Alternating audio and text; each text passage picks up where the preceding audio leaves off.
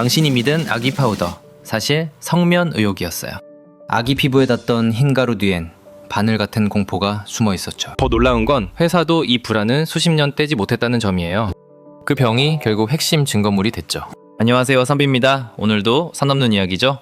이 수남의 원료 대체 어디서 왔을까요? 존슨즈 파우더는 오래 욕실의 기본값이었고 냄새도 안심의 표식이었죠. 엄마들은 목욕 뒤 마지막 손길을 그 병에 맡겼죠. 광고는 늘 같았어요. 안전하다고요.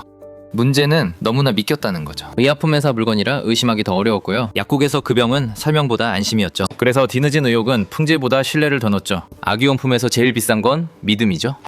한번 금이 가면 광고도 소용없죠.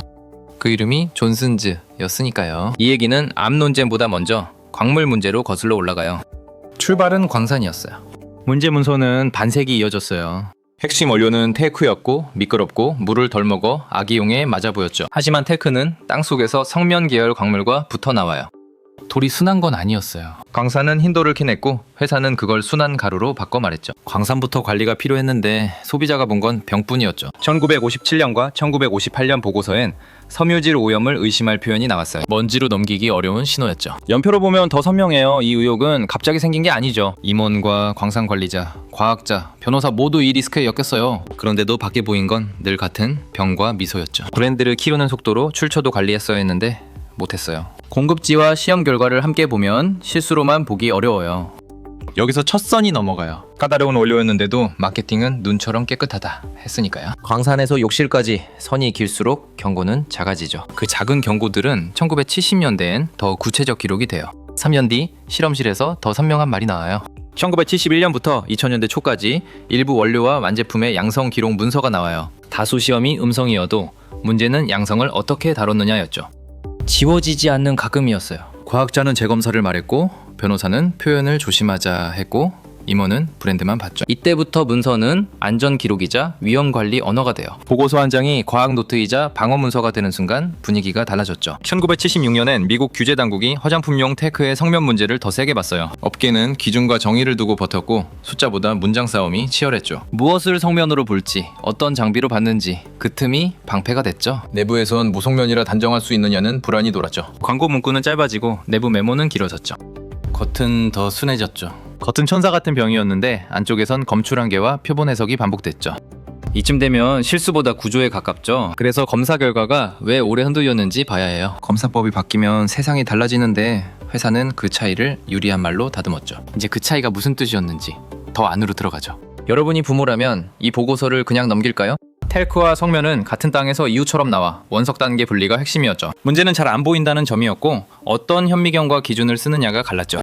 안 보이면 없을까요? 꼭 그렇진 않아요. 섬유가 덩어리 안에 숨어 있으면 둔한 검사엔 지나가요. 옛 장비는 큰 윤곽엔 강했지만 미세 섬유를 잡는데 한계가 있었어요. 그래서 같은 시료도 누가 어떻게 보느냐에 따라 보고서 언어가 달라졌고 회사는 그 틈을 썼죠. 검사법 이름보다 결과를 믿는 기준이 얼마나 흔들리는지가 중요하죠. 그 틈이 오래 열리면 기업은 위험보다 문장을 먼저 관리하게 돼요. 민감도 차이를 보면 왜 무검출이 곧 제로는 아닌지 감이 와요. 법정 쟁점도 이거였어요. 당시 기준에 맞아떨어도 충분했느냐는 질문이죠. 회사는 기준을 지켰다 했고 원고 측은 기준이 느슨했다 했어요. 여기에 내부 메모와 외부 실험, 채굴지 정보가 겹치며 한 번의 사고가 아니라는 그림이 생기죠.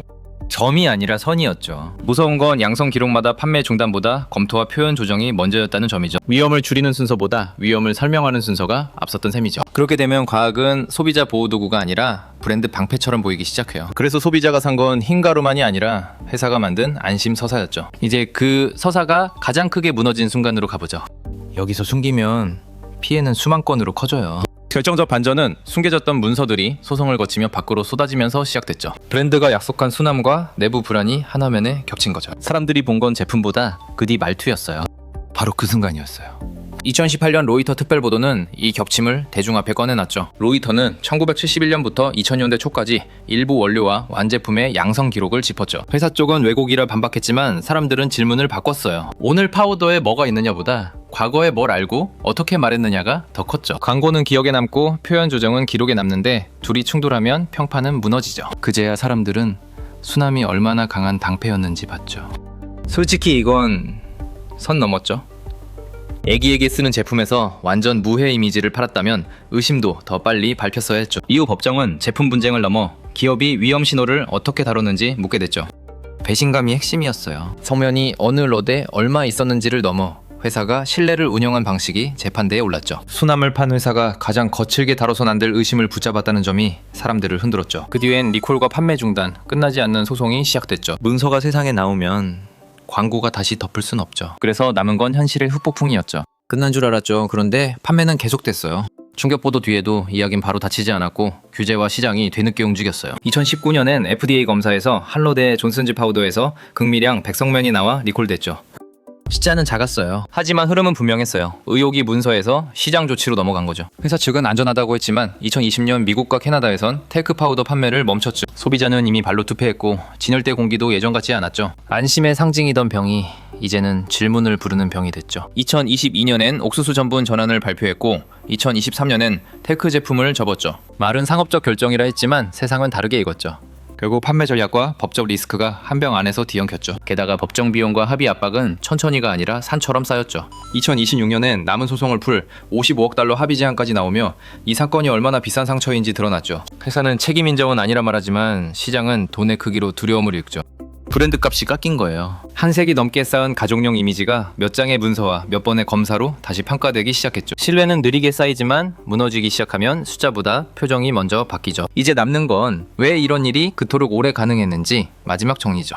남은 건 셋, 신화와 돈, 책임이죠.